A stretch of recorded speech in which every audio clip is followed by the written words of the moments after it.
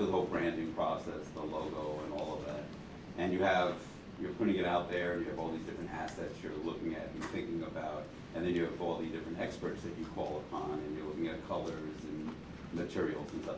When do you know when to stop? When do you know, will it be that moment was like, that's it? Or, because after a while you can smell too many perfumes, and then you're like, you know, and you're having everybody say, no, I like that, or I like that. So you go out and you say, maybe I shouldn't listen to anybody, I should just rely on my own instinct. When do you figure out this is it, and then, or do you do some sort of testing, like some A/B testing, or, you know, something out there to help you make that final decision? I've had a company before, and I went through it, but now it's all over again, so I was just curious, when do you say stop?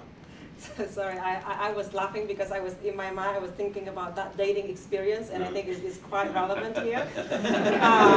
So the answer is somewhere the answer is somewhere in the middle, right? You don't want, as a guy, you don't want to propose after you have dated only 1 or 2 people. Mm-hmm. And again, if you let it, if you, like, after you have dated, I don't know, God knows, 20, 30 women or more, then it's kind of jaded experience. And like you say, you smell too many perfume, you can't even decide. Right. So it's somewhere in the middle, and this is where you really have to, especially for startup, when you have the luxury of not having a committee, a board of 10 people to please, right? Mm-hmm. When I worked with, earlier, when I worked with some startup people, I really ask them to really, it may sound fluffy, but it is true.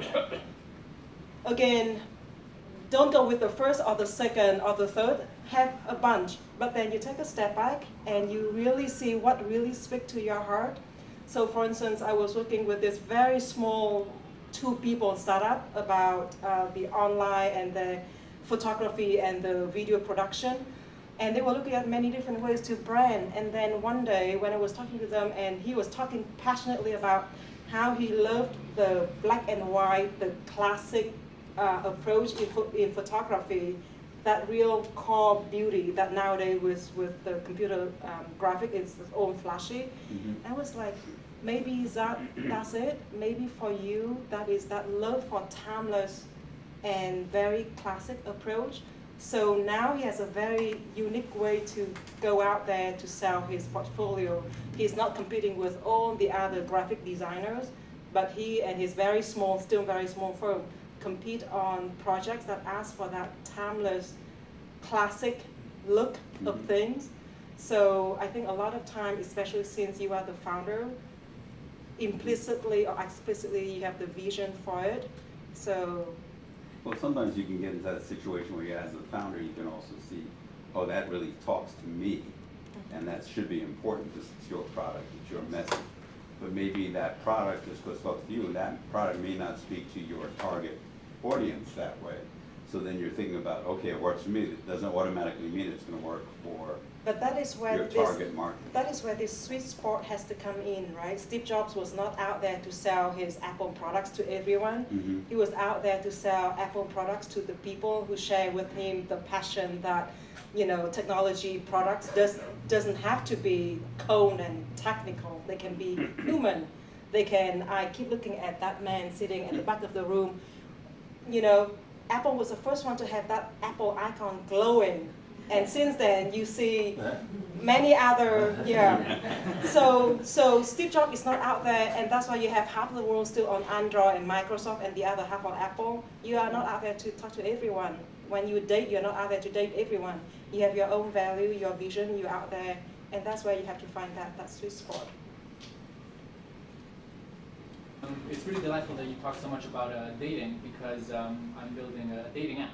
And I have a 2-part question. The first one is a little silly, but say you have a couple $100,000 to invest towards marketing, branding. How much of that do you think should be allocated towards actual ad buys and stuff like that, and how much towards a consultant or associate that will run it for you? Because I hate to pay somebody $100,000 so you can spend the other $100,000 on actual customer acquisition. And then the second question is, so for example, I had the initial vision for the app, was actually very much short-term dating driven. And then out of the blue, I just came up with a functionality that would make it perfect for more of a long-term dating thing, more of a serious mainstream thing. And so I had branding, because it's important to do so from the very beginning, I had branding in mind like from the get-go, and then all of a sudden it changes because of that. Or I came up with something that would be much more attractive to millennials, before it was for more people my generation. So how much should the actual product drive the branding as it changes, and how much, at what point you have to say, okay, this is what I'm doing. No, that's it. I'm looking to Stephen because when it comes to money allocation and buying. I think it's a tough question. I mean, it's one of the first things I always ask my clients is to look at their business plan, because that reveals a lot to me. Business plan, positioning. I mean, there are a whole slew of things you need to do in order to really assess that properly. Even in terms of looking at competition. The first thought that came to mind was, are you looking at, most buyers buy based on risk. They don't buy based on reward. This is one of the misconceptions about branding. People think branding is all about let's put all the positive stuff about ourselves. But that's not how people buy. They're buying this product here because it's going to help them do something. It's kind of like the simple product you talk. That's an excellent example of the risk buy. So what risk are you? What challenge are you kind of addressing? If you look at the history of a lot of these apps, they take a lot of time to develop their brand message or brand, persona. Facebook, started in college dorms, and and it kind of took a little bit of time to evolve. I think it's a hard question to ask without actually having more information. I'd love to be able to give you an answer on how to spend $200,000, but you can spend it in all kinds of ways. It really depends on what you're building and how you're projecting that. My first thought, and I'm talking to somebody else about this, was to start actually doing some social media and develop yourself as a thought leader.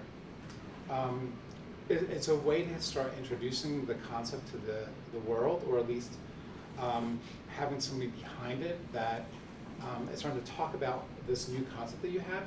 And how different is it from every other dating app? Is it very different? Is it similar? Like, what's the value that you're bringing to the marketplace with your dating app? Do you have a sense of that? Is it something? Yeah.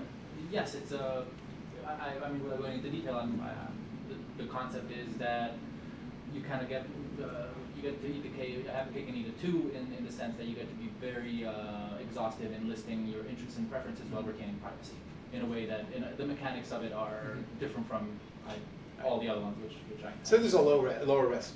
Yes, much lower risk and much greater freedom to just express whatever it is you're into, liquidities, your interests, stuff like that.